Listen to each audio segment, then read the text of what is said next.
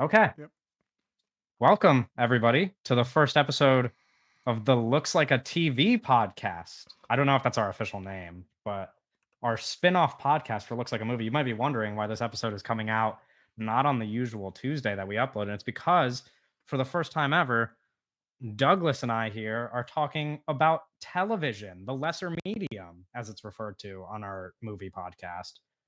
But It is. there's and it just is, but that's neither here nor there. Yeah, that's not the point. We're gonna be nice to television on this version of the podcast sometimes, maybe not. The reason why we have decided to do our first episode, which is something that we have talked about in the past for a number of TV shows, have joked about, but have never actually done, is because this new show titled The Studio, which is streaming on Apple TV Plus, created by Seth Rogen and Evan Goldberg, starring Seth Rogen, is about Hollywood, about a movie studio executive, and about the movies. And so it's a TV show about movies, which we thought applied to what we normally cover on here.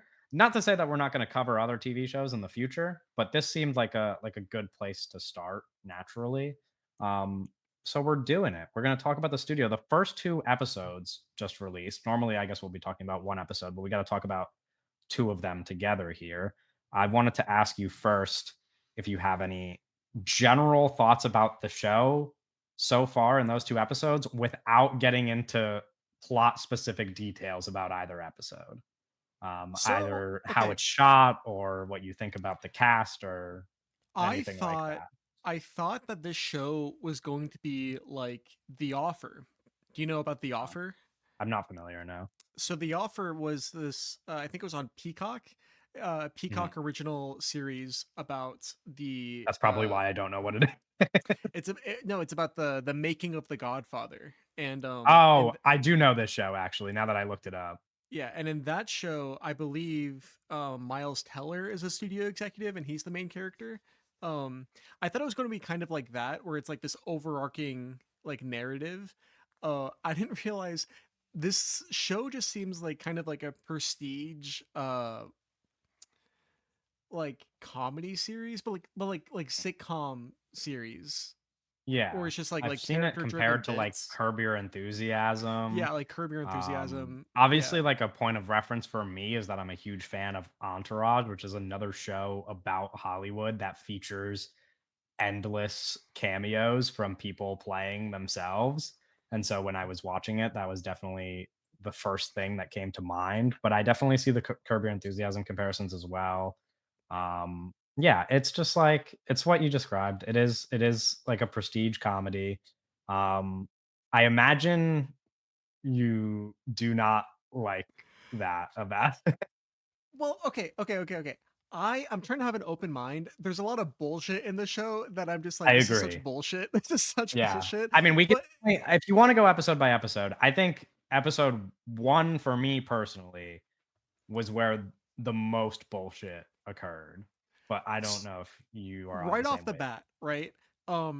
The first 5 minutes of the episode, I'm pretty sure, is like a continuous oneer, which they like to do a lot in the Yes, show. These kind of like yes. really The second long, episode is, like, yeah, only a 1. I don't think the second episode has any visible cuts. yeah. It's Um, and but like immediately the first with like the first extended shot of the first yeah. episode, I was very like, I oh thought it was man, gonna be the whole episode. this is so Birdman. Like this is so Yes. like Inaritu like filmic language being used in this fucking TV show, because it wasn't Right. just like the shot, it was also like the fucking drum score. The score is just like a drum kit. Mhm. And the that made me lose my mind. Not really, but I was like, "Oh my god, I can't believe this is what's happening right now in this TV show." Yeah. Um so Yeah. that kind of like made me, I guess, like uncomfortable is a really strong word for something like this, but it certainly um made me think negatively about what I was watching. Yeah. That makes sense. I did you from the opening and the plot being like we see Paul Dano acting in a movie, and Yeah. then one thing I noted was like a character detail I noted was that Seth Rogen's executive character goes up to Paul Dano after the scene is over, and he's like, "Oh, I'm a big fan of Wildlife. You should direct more," which is like Paul Dano's movie that nobody fucking watched. A guy like me watched that movie, but most people have not seen that movie, Wildlife. And so immediately, like, if you are a guy like me and you have seen that movie, you're like, oh, the character detail here is that Seth Rogen is like an executive who actually likes movies and like cares about movies, or so that's what they're trying to portray by mentioning the Paul Dano directed movie that nobody has watched, I imagine. um and that made me like interested right away. And then when I saw where the show was going, which is like, and again, we're gonna spoil the first two episodes, obviously. If you're either listening to this because you don't care enough to check out the show, or because you are like passionately excited about it. But then we get introduced to this Bryan Cranston character who is the big man in charge, Oh, right, it is Bryan and Cranston. it is Brian. I think it's Bryan Cranston at least. It just No, I'm it pretty. is. Yeah, I Yeah, it forgot is. though. I Uh, forgot. Anyway, when he shows up and like and gives Seth Rogen the new job as the head of the studio, which is like the kind of opening of the like the setup for the entire premise of the show, and you find out that like what the show is actually going to be about is that he is this like studio executive who likes movies and is going to have to green light a bunch of projects that he hates and make a bunch of decisions that he doesn't want to make, and money is going to get in the way because he has no choice. Um, and I was like, that's fun. I don't know. That was my immediate reaction, was like, this is, there were things, including that Paul Dano opening, where I'm like, okay, is this show about to be annoying? But like that general idea of like studio executive not being able to do anything, even though he has like spent his entire life, like whatever he says in the show, I think he says like 30 years or something, like dreaming of being the head of a studio just so that he could greenlight a bunch of like projects from real directors only to fail. I mean, it's funny, like they even in the first episode mention what's his name? Who's the director that they have a meeting with? Not Martin Scorsese, but the other director that Yeah, they the guy have a that meeting directs with. the Kool-Aid movie. Yes, yes, Um, yes. Gosh, he's like a real director. Like he's a real director, as in he's made a bunch of movies and he's notable. But it's funny because the show just like openly shits on him, but it's like Seth Rogen even says like he just I forgot what the exact line is, but he pretty much just like talks shit about this guy, and he's like, no, like this is not Scorsese. And it's funny because that guy's just like in the show. Like he's playing him. So obviously he's like probably in on the joke, and he's I don't think he would have let it happen if it offended him. But well, um I'm surprised how much like because this first episode, the whole plot of the episode is basically they kill he kills Martin Scorsese's movie, yeah, right? And that's the whole bit, right? That's kind of like the big kind of like punchline at the end of it is like, oh, he's this guy that wants to like make great art and he wants to like and he really cares about movies, right? And then at the end of it he learns that like, oh, he just killed Martin Scorsese's final movie. They call it his swan song. yeah. Which is that to me, I was like, that's Like funny. Also, it made me so Nicholas sad. Stoller is the guy who I was referring to. Nicholas Stoller. Yeah, he directed Bros recently, but he also directed like I think some Muppets movies. I don't know. He's done a bunch, but yeah, I agree. I was watching the show with my girlfriend, and when they announced that like it was Scorsese's last thing, she was like, "This is sad," and I was like, I couldn't stop laughing. I was like, I feel it is sad. Like it's like genuinely sad, but Well, it's that they're like like calling attention to it. But I was like, I this is guess so it's funny. fine. I guess it's fine because the idea was he was making Killers of the Flower Moon, right? Sure. And then he was kind of like in this Apple show, right? And he was and Apple like and he was able to make Killers of the Flower Moon with Apple. But now we're like so far removed from Killers of the Flower Moon coming out. And Yeah. it's like there's all this stuff about him not being able to make or His like next. Yeah. his like next movie. It's like it's so up in limbo what's going on with him. And but Yeah. even though he's very obviously very eagerly to make something, and it's like, man, that's fucked up. It's just fucked up. Yeah. It makes me sick. I have two questions for you. One, what did you think about his performance? And then two, what did you think about the line where he like gets mad at Seth Rogen's character, and he's like, I don't know exactly what he says, but he's pretty much like, "Fuck this, I'm going back to Apple." Like, and they're Yeah, no, just that's what doing I their mean. own like little Yeah. self promo there. It's obviously Um, like, yeah, it's like stuff like, it's like this was all kind of probably partially a favor because of the Killers of the sure, Flower Moon getting yeah, funded, especially because like Killers of the Flower Moon is like not dissimilar to this idea of the Jonestown movie that he was right, pitching, right? yeah. um Which I wanted to talk about that too, because to me that was like I said with the first episode, I like the second episode quite a bit more. And the first episode, there was like things that annoyed me and things that I thought were like actually funny. When they sit down for the meeting and he's like pitching this thing about Jonestown, and then like the light bulb clicks for the Kool-Aid idea. And I'm like, he's not gonna, and then he just like says it. I'm like, this is really fucking funny. Like I thought that was genuinely by far the best joke in the first episode. I laughed really hard at the whole thing. He's like, they used Kool-Aid at Jonestown. I think honestly, you take a step back, I think it's not even the worst idea in the world in his No, I don't situation. either. I'm I, gonna and be honest. and like the Am I marketing lady crazy was for like, "You're thinking? crazy," and I'm like, "No, dude. If I was like the marketing lady in this situation, I would be like, Yeah, wait, I have so many ideas, you know." yeah. I am I crazy for thinking that Kool-Aid would actually be like a functioning title for a Jonestown movie? Yeah, Like no, that's cool. I That would think it's be, actually yeah. like a cool title. Like I wouldn't want the movie to be like sponsored by and like promoting Kool-Aid endlessly, but just the idea of Kool-Aid as a title for a movie about Jonestown is like a pretty sick title for a movie. But anyway, sorry to go back. You liked Scorsese in the show? I think that he Hmm. You know, he's a good actor, right? Mhm. But he looks so old. He looks so old, and Is that not part of the point? his eyes are so saggy. I know it just made me feel sad. I was like, man, Martin Scorsese Right. is so fucking old.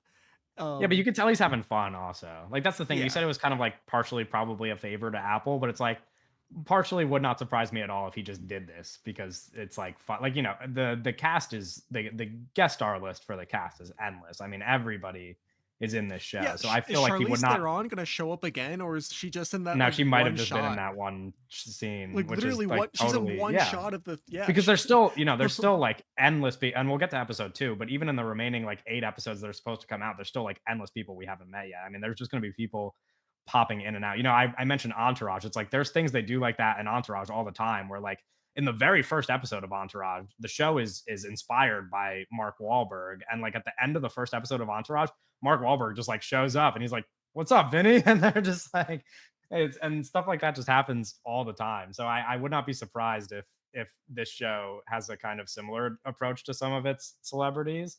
Um, yeah, I don't know. I thought Scorsese was like very fun and like a cool person. It's also cool to have like a kind of recognizable director in the show because there's only so many of them for the average like Apple TV viewer. Like there's only so many directors that you're going to be like, "Oh, I know that guy." Yeah, The well, other another people they kind of one, have to explain to you. Like they kind of had to explain Nicholas Stoller to you, even whose name yeah. I kind of forgot as we were recording. Like, Well, I mean, another one of those guys is going to show up later, I think, in the show. Like, isn't Zack Snyder going to be in this?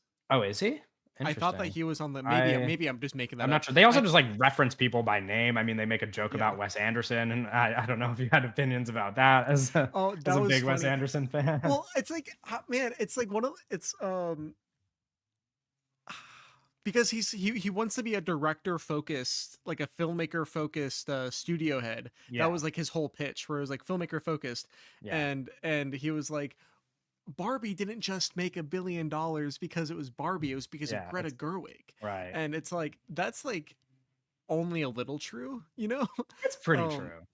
it's like, I mean, It is a combination of Greta Gerwig, Margot Robbie, and like the I think it easiest was to adapt more IP. Margot Robbie than Greta Gerwig in terms of why it made $1 billion. But Greta Gerwig had like, obviously she's, Sure. you know, it's her I movie, do think it right? would be a Um, well, maybe not a completely harder sell, but I do think part of like the wide appeal of Barbie was that people who liked movies could go watch it, and it became an event for people above the age of like 9 because a studio led like no name director Barbie movie would be a Barbie movie for kids like Super Mario Bros, which is like sure Super Mario Bros made well, they even reference it in the show actually that it made like Like 1.4 billion dollars or whatever. But also I don't know that Barbie would model that same success. I feel like a lot of what fueled the like Barbie craze was older people, not older, but like teenagers and like young adults wanting to go see it because it is like IP and also but fun for what for an about adult I crowd. mean, what about Wicked? Sure. You know? I mean, John M. Chu's not Greta Gerwig. I don't know. He's like uh, No, no, no, he's no, no, no, no, no, he's not no, he's not okay. no. He's not I'm Greta not Gerwig. I'm not about to say that he is as talented as Greta Gerwig. He's not, but he is like a person that is framed as a director with this specific talent in the sense that like he's making movie musicals often and like he's referenced as like the movie musical guy and they are pitching Wicked as like big movie made by guy who knows how to make big musical movies, you know. Sure, It's sure, not the sure, same thing sure. as Greta Gerwig, but it is sort of like framed the same way from the business perspective, I imagine. I don't know. Yeah, I it's whether or not that line in the show is accurate is up for debate. That's not really like the most important thing right now. I don't know. I think part of it, what did you like other than the Birdman of it all that like struck a chord? Did is there Well, like they something and they mentioned Birdman in the second they episode do, too. yes. Yeah. But is there like something specifically that bothered you about the show? Like did the writing bother you? Cuz I definitely had a few issues, I feel like. What are Nothing your like major. specific issues? Because it's kind of like the overall tone for me. Not That's even mostly what it is for bothersome. me. It toes this like line between like where it's like I'm laughing at half the jokes because half of it is just like Hollywood satire that I agree with, where I'm like, yeah, this is funny, and I say these things. And then like the other half is like some like research assistant went on film Twitter and like downloaded or like screenshotted a bunch of tweets, copy and pasted them, and then like put them in like an AI like dialogue generator and was like, how do we work these into the episode? And so it's like every other line either like really hits for me or I'm just like, that's kind of fucking stupid. And I don't know that they're gonna just like overcome that as the show goes on. But to me personally, especially by the second episode, I felt it was very watchable regardless because I was like, if I'm just going to laugh at 50% of this and I'm actually going to enjoy that 50%, that's like, that's a watchable show. I mean, that's what I already do with other Apple TV show, Ted Lasso. Like Ted Lasso, I'm like, this is either the dumbest shit in the world or I'm like, okay, you got me. And I'm watching like, 90% of an episode of Ted Lasso and I'm like, well, this episode sucks. And then something happens at the very end of it and I'm like, I'll watch another one, like I love this show. And same thing here. It was like I was watching the first episode and I was like, and then the Jonestown joke happens and I'm like, okay, maybe they're kind of funny, and it's like it's enough to get you to keep coming back, I thought. I don't know if that's your perspective on the writing, but Um, I don't know. Well, it's like I already kind of told you this, where the whole thing is very outside of my comfort zone. It is really not something like it's like I have a lot of respect for um oh, what's his name? The writer for Curb Your Enthusiasm. Um oh, um Fuck, we're terrible human beings actually. well, this is like Um I don't even watch Curb Your Enthusiasm. It's you're not are you talking about Larry David or are you talking yeah, I'm about one talking of the about other Larry writers? David. Yes, I Okay. have a lot of Okay. respect for Larry David, who Okay. also Sorry. well, I mean, he was also like the writer on Seinfeld, Yes, like yes, one of the yes. Yeah. showrunners of Seinfeld, right? And it's like, I have a lot of respect for stuff like this, but it's like once you kind of elevate it, which this is kind of like that, it's like, oh, it's elevated Larry David, Um, I don't know. It makes me like I feel like I become so critical because there's like the film grain. There's like a really thick, not really Sure. thick, but like there's like this like film grain look to it, and Sure, yeah. there's every shot is like a really long oneer, not really long, but like a pretty long oneer, and every Yeah. shot is like mostly in handheld with like Yeah. that's like super choreographed, and it's Mhm. like but then they're it's a lot of Seth Rogen going. I don't know, Seth Rogen doing like Seth Rogen. I'm a silly guy bits. You know. Yeah. Well, there's like I a don't couple know. people doing stuff like Catherine Hahn kind of comes in and plays a character that I just didn't I don't know. I don't know what I expected her character to be. She's like the marketing person. Yeah, she's like the Um, marketing lady. Yeah. yeah. I was like none of what she was doing was funny to me. I guess I could like sort of see the Oh, appeal we named from one woman in this show, oh so in Jesus this Christ. episode, and you're like, Okay. man, she's just not funny. She's just That is not funny to me. I not don't know what first it of is. all, first of all, she is literally not the only woman in the episode. It's He the only has it's the only woman we've named, okay. and the only Well, person you've said you didn't think was funny. okay, I didn't say that. I also when Catherine O'Hara shows up, which happens in the first episode, right? She's at the end of the first episode. He Um, like goes to her house, and then yes, yes. the second episode is like when she's on set. But that's a woman who I'm a fan of, and also a fan of in the show. I think like as soon as she showed up, I was like, oh, this is much funnier. Like that's like the tone matched a little bit more of what I wanted. I don't know what exactly Catherine Hahn's going for, but that's okay. I It don't know. seems She's like the a side conversation on character. Yeah. yeah, but like the conversation online has been people being like, oh, that's funny, and I'm like, okay, have knock yourselves out. Like that's fine. I'm not gonna like that is not like a thing that's gonna ruin the show for me. If anything, there's always like, especially in a comedy, like there's always at least one character where I'm like, this person just does not matter to me, and every time they show up it's fine. Like I think part of like the appeal even of TV to me over movies, which this sounds stupid, but like this just happens with every show, even some of my favorite shows ever, is just that like you follow so many characters for such a long time, and you all, with very few exceptions, you're just never going to like all of those characters. And so sometimes there's just like, there's plots, there's subplots that I'm more interested in than others. And then I'm just like, when I'm spending time with one character, I'm like, I don't really want to be doing this. And then the other character shows back up and it makes you really like the other character. So it's like, it's fine. If a show has a character or a few characters that I'm not crazy about, it really makes no difference to me. Um, I will survive.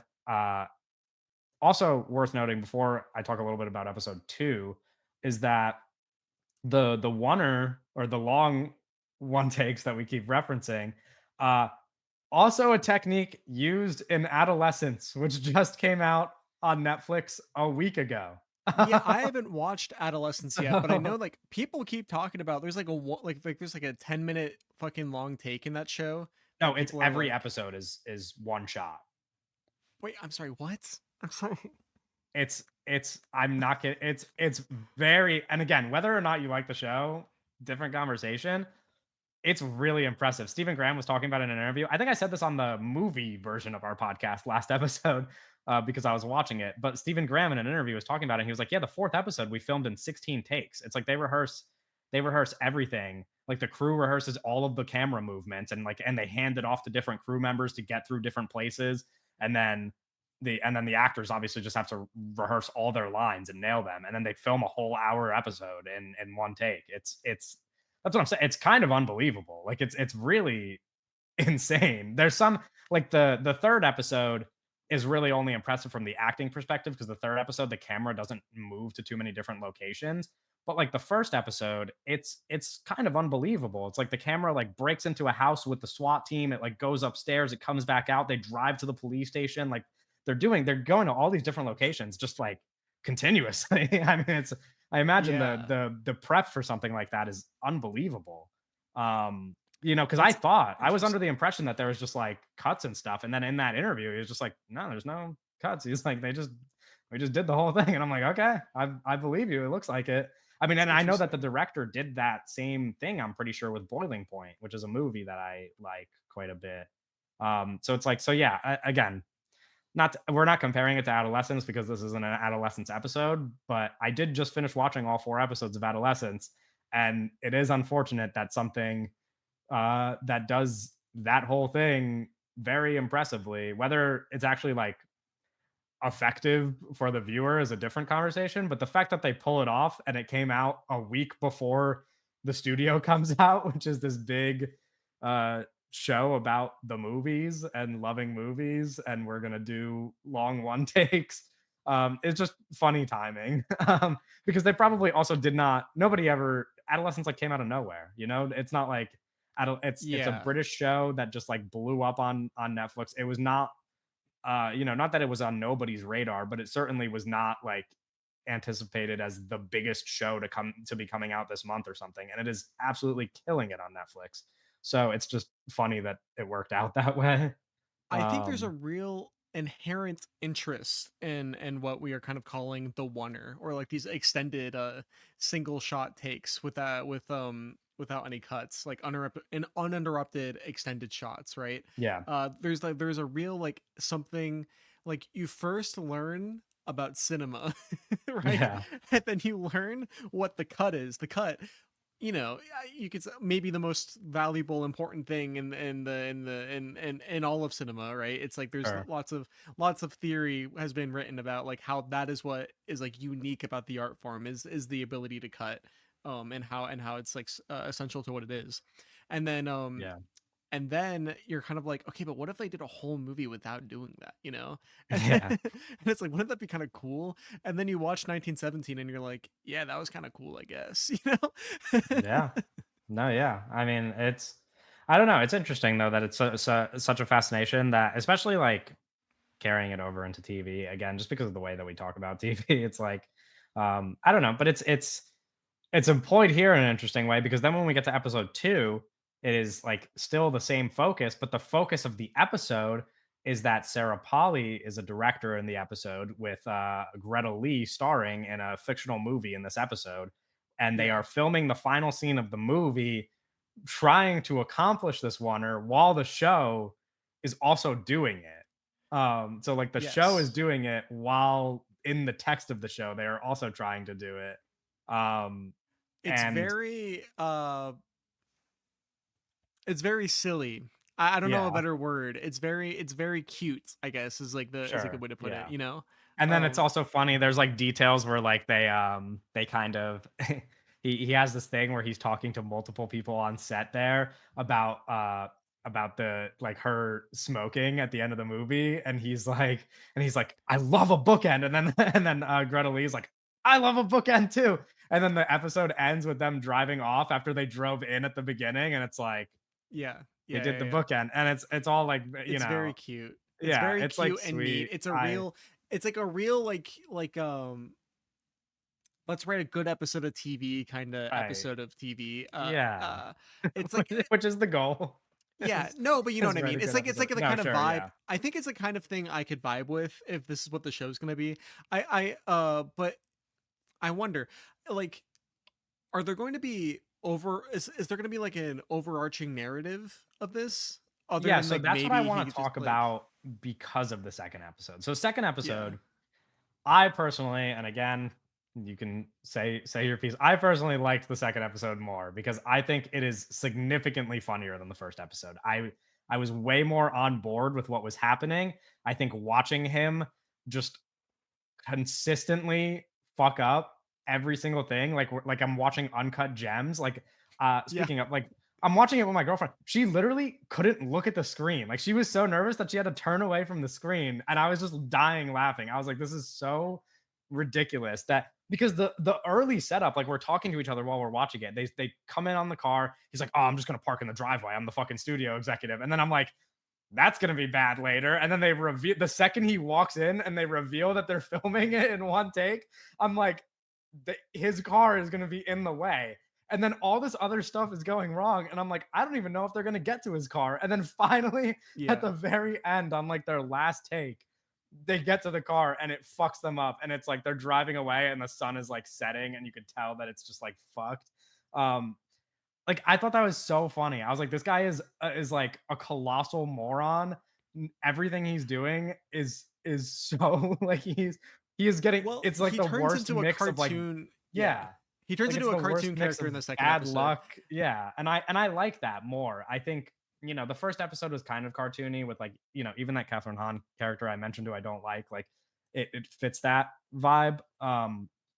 The second episode, like he's just a doofus, man. He's just like he is really bad No, at his job. yeah, no, he's like literally like we're talking like cartoon levels of like socially unaware Yeah. happening in And the it's like second episode. and the way that it like becomes more and more of a train wreck was so funny because there are like things that end up repeating where like he's he's talking with the headset on and then Greta like stops the take because she's like I can hear somebody and then they all know it's him and then later on he gets injured and they're like trying to film it correctly and he's like sitting in the chair and this like the medical team comes to Yeah, help him and they're just like fucking with his face right in the mic.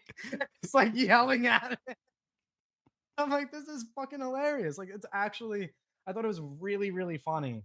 But again, like to your point, it does make me wonder if every episode is just going to be progressively like more of that. Like, is it just going to be a little bit plotless and each episode is going to be just seeing him in some way, shape, or form fuck something up? I I don't think it probably will. Well, it's interesting because like they're different. So it's like the this concept of the show seems to be like, what if just like Seth Rogen playing an idiot was the head of like I don't know, like Disney or whatever, you know, sure. like um Do you remember or the name Paramount. of the actual company and they say the name, but I don't It's remember like what it is. It's like Colossus or something. I don't I thought it was know. like Continental for some Or reason. I don't Continent. Yeah, know. it's like something like that.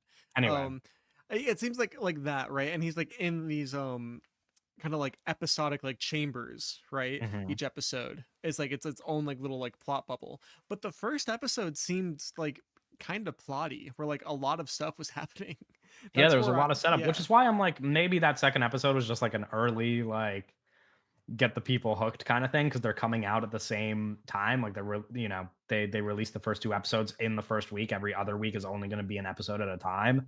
Um, because the other problem is like you know, they mentioned in the first episode that Catherine O'Hara's character it has been fired because of how many you know like failures she's had, and so Yeah, it the seems like show is can't this go on forever as him fucking up every episode because he's not going to last in the role very long. You know well, what it's I like mean? is the Like, last episode just going to be him getting fired, right? right, but then it would be a limited series unless he just like unless season two Yeah. comes out and he's just at a different studio. Well, that would be funny. or But is this but also like this has to be an expensive show. And then it's like yeah, okay, so I mean the they're cast budget doing alone is like ridiculous, so probably. then they're doing like what if Seinfeld was like super fucking expensive? Yeah. Which is so funny. TV's in such a funny place, you know? Yeah, it's silly. Um do you have any thoughts at all about episode 2 as far as like the plot goes and like what you liked or disliked about it? I don't want to not No, yeah. mention. I think that the second episode of the show is um I think it's fine. You know, it's again, it's not the kind of thing I don't watch like any TV right Sure. anymore, really. Yeah. And Which like is this is this, like a kind of I was like really identifying in the second episode. I was like, oh yeah, this is an episode of TV. Like this is not yeah, an episode of like something that's like pretending like it's a movie. This is like yeah. Slop is so We're weird. kind of we're kind of training you to get in the right headspace for this podcast moving forward. And maybe by the end of the studio you'll be like you'll be ready to go when another show comes around, you know? Yeah. Uh, When we start our 911 series, we're covering listen, 911. you're not gonna like what I have to say. I I have seen about 4 seasons worth of 911. That's crazy, I really. when that show first started coming out, I was watching it live on TV. Well, I was we're gonna watching new do episodes every week on yeah, we're TV. gonna start covering Eventually, I stopped, but I thought it was very fun 911, at the time. 911, and Chicago Fire. Um, Yeah, we're not gonna do either of those shows, but we do, you know, we do have other stuff planned. yeah. Obviously, this is, yeah, I don't know. I mean, I think just talking about like a moving forward thing. Uh, Also, the PA, his name is Doug. He was a oh, is really it? bad. Oh, Yeah, yeah, I guess it was. Yeah, I mean, but he was a really bad PA. also there's like some parts of that where he couldn't have been prepared for it. He was semi trying his best. There are some things that like that he just you know like he was like He was like he knew that to like suck up to him, right? Like he was like, that's what I'm you know, saying. It's like because you right, but can't it's like also he was it's an doing way too much impossible. though. He was doing way Yeah, too but it's like an much. impossible position he's put into where like he's just the PA and then all of a sudden the fucking head of the studio shows up and you have to like appease him while still doing your job. Like it's like and you're only a PA, so it's like that's a hard position Yeah. to be in. Like he like obviously he wasn't gonna like. There's like a part where he says where he lets Seth Rogen's character, whose name is Matt, by the way, we never mentioned that, but is the main Oh yeah, his character's name's name is Matt. Matt. Um, he lets him like change into like the wardrobe because he wore too fancy of a suit or something, and then the guy like Oh, yells I at the wanted to PA talk and he's about like, "You're this. not allowed to give those to people," and he's like, "But like you wouldn't say no if the studio had asked you, so like you know what I mean? It's like that's an impossible position that he's put into." Yeah. The also like the him wearing a suit. I think it's cool to wear a suit on set. I think Okay. that's if you are the studio head, you should show It up is another to it is set in another like a funny, three-piece like it is suit. another funny reference to Entourage, that in Entourage, the one, character, Billy Walsh is like he's like an indie film director, and he really, like, cares about his artistic vision, and, like, Vinny makes a movie with him, and Vinny's best friend, E, is, like, his manager, and he works closely with Vinny's agent, who is very much, like, only about the money, and so Billy always like gives E shit, and he always makes fun of him by calling him a suit. He's like, "You're a suit," and then E's like, "No, I care about the project," and he's like, "You're a suit. You just don't know it yet." Like it's like, and so he always makes fun of him by calling him a suit. So I wonder if that's like, Do you they know just that think of these people as like rich guys in suits as opposed to like actual artists. Sam Raimi always wore a suit on set? That's funny. I didn't Yeah. know that, but Yeah, very I mean, yeah, because I agree yeah. that looking good in a suit is like, sure, yeah, that's cool, but You look also like professional. yeah, It's but like also, like, if yeah. I was directing a movie, I'd wanna be in pretty casual clothes. Like, I I don't think it would I'd be not, like cool. I don't have to wear, like, sweats, but, like, I'd wanna, like, be comfortable. Like, it also depends on, like, the set and everything. Like, it's like, I don't If know, I like, was you wanna in be Sally Potter's position in the second episode, not um the person who was directing it at all. wait, what's the name of the person Sarah directing? Polley. Let's see. You said Sally Potter because you finally watched Orlando. Oh, Doug okay. doesn't even know how to tell two women apart, and he's trying to give me shit for not liking Catherine Hahn.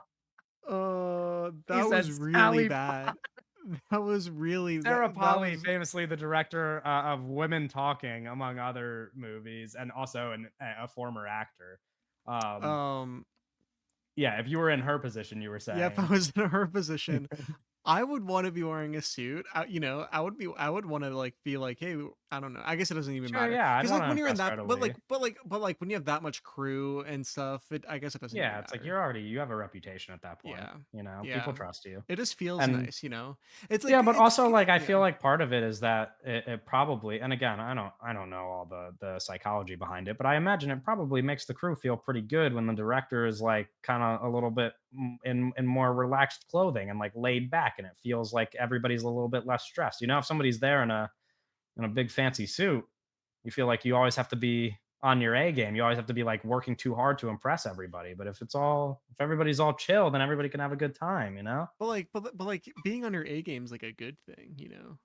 Sure, but like not in that way. But like me personally, my A game is like when I'm not anxious. I don't want to be doing my best because of how anxious I am. I want to be Right. doing my best because I'm just doing it, you know? Yeah. Um, I don't know. Anyway, we're drifting a little bit far from the content of the show. The only other thing I wanted to talk about is that we're going to be doing these episodes weekly. At least that is the plan.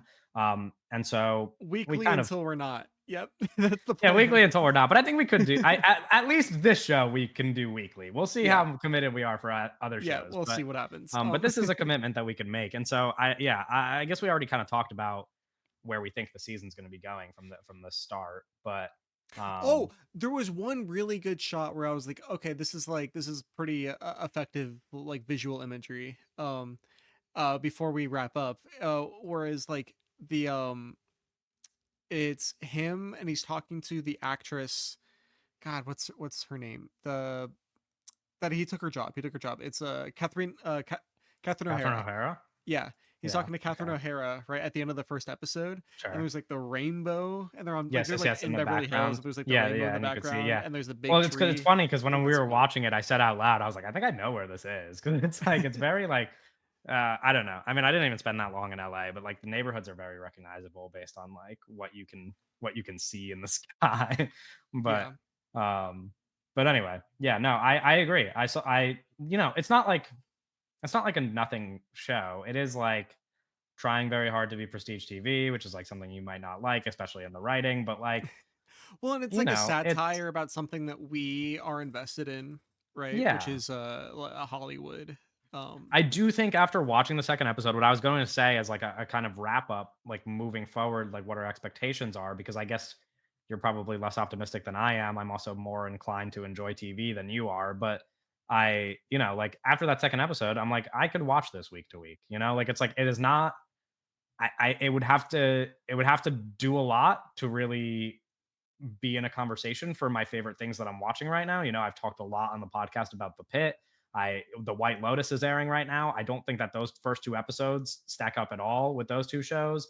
We'll see what happens with like other stuff I'm excited for this year, House of the Dragon, The Last of Us, whatever. But as far as like having just like a fun comedy to watch every week, like I'm never gonna miss an episode. Every Tuesday, Wednesday night, I could sit down and watch 30 minutes of this and see some people being funny and make a couple jokes about things that matter to me as a person who likes movies. I think it's done enough to win me over. I could also see why somebody would just be totally uninterested in this. yeah. Yeah. It's so specific. Like the satire is like it's like listen, I don't know. There's some people that are not going to care just because it does kind of take place on movie sets and stuff. Yeah, And sure. that's like just part of the humor is like, oh, it's a movie or they're making a movie, Yeah. you know? And I think that like some people are just like going to be fundamentally uninterested in that. But I don't care. We're interested in But that. also, So it yeah, doesn't there's matter. also like the Um, the glamour of like a life like that interests people and appeals to them when it comes to watching TV shows. I mean, it's been an idea that has launched a lot of successful shows about Hollywood or shows about athletes or anything like that. Like this kind of like glamorous out of reach life is like definitely a topic that I think people uh enjoy. what Um, is the Oh, do you know about this show? This is actually what it reminds me of. The show reminds me of a. Do you know about the Netflix series Running Points? I don't think so. I can look it up and see if It's it looks familiar, but off s- of name alone, it does not sound so familiar. it's like a comedy series, like satire Oh, about a okay. basketball executive who basically it's like I she do runs the know Lakers, but what it's like this. the fictional Lakers. Yeah, I Um, only know what this is because I saw an interview with Kate Hudson about it, and I saw an interview with Chet Hanks because he plays an athlete in it, doesn't he? yeah, Which yeah. is Chet Hanks plays an which is athlete. I really watched a couple silly. episodes of this. It's like it's pretty bad. It's a pretty bad show. Yeah, it seems like it would be. I was It's thinking like more in like it's not far off theory from like Ballers pretty though similar to either, this though. right? Oh, I I don't mean, I'm know anything thinking about Ballers other than sure. that The Rock's in it. Yeah, But I'm thinking about um Ballers is what I was referencing. Like Ballers is like another thing, which like Ballers was obviously like trying to appeal to the same audience as something like Entourage that I referenced. Like it's all this same stuff where it's like lives that are out of reach for the average viewer that like people are interested in, like the underground of like how stuff actually works in Hollywood or how stuff actually works in professional sports or whatever. And so yeah. from that perspective, I'm like, people will enjoy the show because there's probably even if you're not like a huge movie person, it's probably fun to watch a show and be like, oh, so this is how people make movies in Hollywood or whatever. Or even if that's, even if it's like a satire of that for somebody to watch it, like dumb people could watch it and be like, this is funny Dumb because people. no, I'm saying Wow, dumb I see people. how you see the I'm proletariat. saying dumb people because like some people will just be like some people already talk about Hollywood like that. You know what I mean? It's Yeah. like fucking woke bullshit, like blah blah blah, like all that stuff, and they could watch it and the stuff that the show is making fun of, they could be like, yeah, that is how Hollywood is, and then they'll enjoy it too. So I think it has like a kind of universal appeal. Whether or not that means it's going to be a hit, we'll see. It's on Apple TV, which is not Following the up Severance, which was yeah. a big hit. Yeah, big hit. Yeah. But again, I'm like, Apple TV not doing the worst job as far as TV goes right now. I mean, They need We didn't talk to about Severance because we don't care about it, but they need to give Martin Scorsese another $200 million. yeah, maybe this will be the thing that pushes them to do it. Maybe the overwhelming fan response to the Martin Scorsese guest role in this show will make them be like, dude, I'm really sad that he didn't get to make his Jonestown movie. You guys should give him money. And then Yeah, and let him make The Wager. That's the big movie out of all of the ones that have gotten announced. That's the big one that I'm yeah. like It's really funny how eyeing. much these episodes are gonna be like crossovers into the stuff we normally talk about on the podcast though, because we just still even in doing a TV podcast, we still have the opportunity to talk about movies the whole time. Yeah, So yeah. we'll try to make it as TV focused as we can. And like I said before, we do have tentative plans to cover other TV shows on here. So we'll wrap up there. The goal is for these episodes to be a little bit shorter, a little bit more Focused palatable, to just maybe? like yeah, like a little bit more focused. This way, like if you really like listening to us talk on the movie episode and you just want something in between movie episodes that's like less than an hour, you can listen to us talk about TV. And even if you don't like TV, then you don't even have to watch the shows because we just kind of like summarize most of what happened. I don't know. Anyway, the point is, if this is something that at all interests you, like, comment, subscribe, rate the episode, do all that good stuff, and let us know in the comments that you like this idea, or let us know on social media, wherever, that you like this idea, and we will keep this thing moving. We will keep talking about television when it interests us. Of course, we're not going to focus on being a TV podcast. We are trying to look out for shows that Doug and I, and maybe sometimes Owen, want to actually invest in. And obviously, that's going to be a rarity. So do not expect these episodes to be weekly, year round, the way that the movie podcast is. But when a show like this exists, you can expect to have studio episodes every week for at least the next 8 weeks or however long it's coming out. Um, so yeah, Doug, did you want to say anything before we wrap up? Nope. The studio, it's okay. Okay, I think S- it's pretty good. I think it's a 7.5 out of 10 as of right now. We'll say. But the season could win me over 6 out of still. 10 so far. Okay, 6 out of 10 we'll take. That's not bad. That's not bad. We'll see where it goes. All right. We'll see you next time, either on our movie podcast or our TV podcast. Bye.